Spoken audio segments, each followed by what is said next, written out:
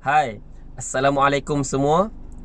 Hari ini saya nak share dengan tuan-puan semua tentang formula ataupun perkiraan asas harta faraid, yang mana benda ni taklah seronok sangat, tapi kita kena tahu. Kita semua ni kena ambil tahu. Kamu abang ke, kamu ayah ke, kamu adik ke, kamu emak ke, kamu angah ke, kita kena tahu. Kalau nama dia manusia, kita kena ambil tahu. Tak ingat semua tak apa, secara mendalam tak ingat tak apa, tapi cukup anda semua, tuan-puan semua tahu kiraan asas ini, kiraan asas faraid yang saya nak share dengan tuan-puan pagi ni. Tak payah pergi cari kalkulator, tak payah pergi Google, tak payah pergi buat benda lain, nak cari media-media lain. Sebab kiraan ataupun formula ni hanya ada pada kita. Kita boleh kira sendiri, mudah, cepat, pantas. Cuma kita kena ingat nilai dia saja. Berapa pembahagian tersebut. Okey, siapa orang yang layak dapat harta faraid?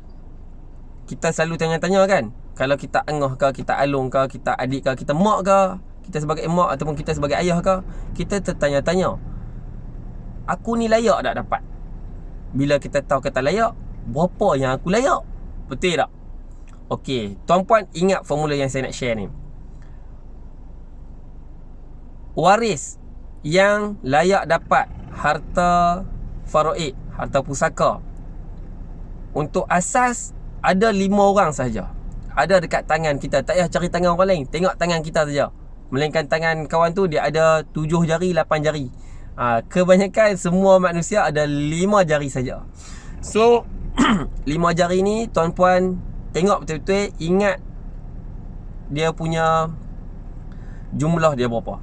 Okey, Yang pertama golongan untuk yang layak dapat harta faraid adalah 5 orang ni saja.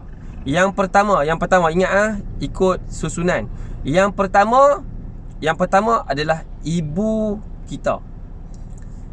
Andai kata satu hari nanti kita yang meninggal lah, saya ataupun tuan-puan yang meninggal, ingat ni dalam untuk diri kita. Andai kata kita meninggal, kita tak ada di dunia satu hari nanti, siapa yang layak dapat harta kita? Sama ada kita ada harta ataupun kita tak ada harta, tapi kena ada harta lah, baru dia boleh difaraidkan. Yang pertama adalah ni ibu jari, iaitu ibu kita. Nak mudah ingat kan? Tengok ni ibu jari. Tengok ibu, kan dia mengandungkan kita. Tengok jari kita pun macam tengah mengandung tu. So ini ibu kita. Berapa dia layak dapat? Dia layak dapat 1/6 daripada harta yang kita tinggalkan. Tu yang pertama, ibu kita, 1/6. Yang kedua, siapa? Yang kedua, tadi jari ibu jari, ini jari tunjuk. Jari tunjuk ni siapa? Jari tunjuk ni orang yang selalu memberi arahan di dalam rumah kita. Siapa? Iaitu ayah kita. Yalah, ayah kita ni kebiasaan lah, taklah semua ayah yang macam gitu, tapi kebanyakan peranan-peranan ayah ni dia macam tu. Dia asyik-asyik nak arah saja. Tu kerja ayah. Kak Long, pi tolong lipat baju Tok Imam tak? Tu baju Tok Imam pun dia suruh pergi lipat. Ni Angah, Abang Angah, pi tolong siram pokok petai Tok Bilal. Tok Bilal punya pokok petai pun kena pergi siram. Ni adik yang kecil sekali ni, nampak tak tu kipas berabuk, dah berapa lama dah tak basuh, pi ambil, pi hantar Dobi cepat. Tu dia ambil kipas pi basuh dekat Dobi. Tu ayah dia selalu bagi arahan, dia tunjuk. Okey, ni jari tunjuk, dia berbalik kepada ayah. Ayah ni dia layak dapat apa? Dia sama dengan ibu, iaitu 1/6 juga. Kalau ibu 1/6, ayah juga 1/6 layak dapat daripada harta faraid yang kita tinggalkan. Yang ketiga, nampak tak?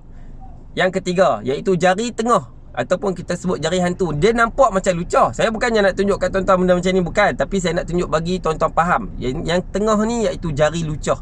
Jari lucah pula. Jari hantu. Jari hantu ataupun jari tengah. Jari tengah ni kita nampak macam tak elok, tapi dia mudah untuk kita nak ingat. Iaitu siapa? Iaitu orang yang dekat dengan kita. Kalau kita dah kahwin lah, iaitu pasangan. Kalau saya lelaki, ada isteri, kalau suatu hari nanti kita meninggal, orang lelaki suami meninggal, isteri dia layak dapat 1/8 daripada harta si suami. Tapi kalau isteri, tanya kan, kalau isteri meninggal, suami layak dapat 1/4 daripada harta si isteri. Okey, itu yang ketiga, jari hantu. Dan yang keempat ni jari manis. Jari manis. Okey, jari manis ni tempat kita sarung cincin. Okey, jari manis dengan jari yang kecil ni, jari kelingking ni. Okey, yang ni anak. Anak. Dan tuan-puan boleh tengok jari yang besar ni iaitu anak lelaki. Anak lelaki ni dia layak dapat berapa? Dia layak dapat 2/3 daripada harta kita. Kalau kita ada anak lelaki kita tu layak dapat 2/3 daripada harta kita. Itu dia punya. Faham tak? Dan 2/3 ni dalam kalangan 5 orang ni, dia dapat paling banyak sekali anak lelaki dapat 2/3. Dan yang terakhir, jari kelingking, iaitu anak perempuan. Anak perempuan dapat berapa? Anak perempuan dapat 1/3 daripada harta ayah dia.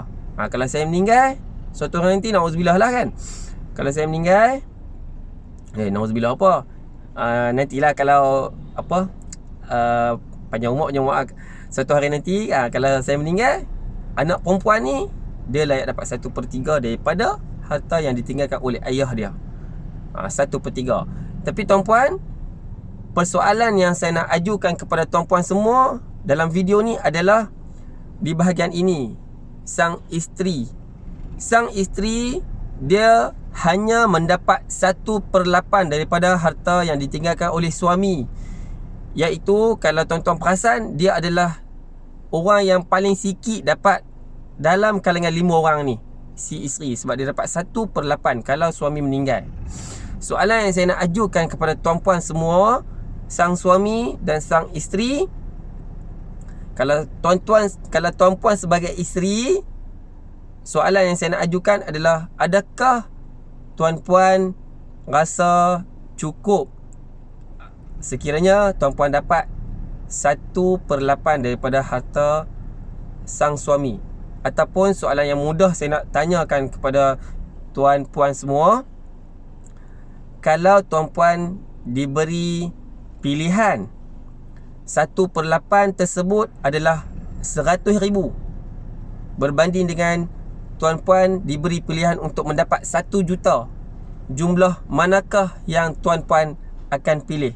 Terutamanya isteri. Kalau tuan-puan isteri, kalau isteri, tuan-puan perempuan nak pilih 100,000 ataupun perempuan nak pilih 1 juta?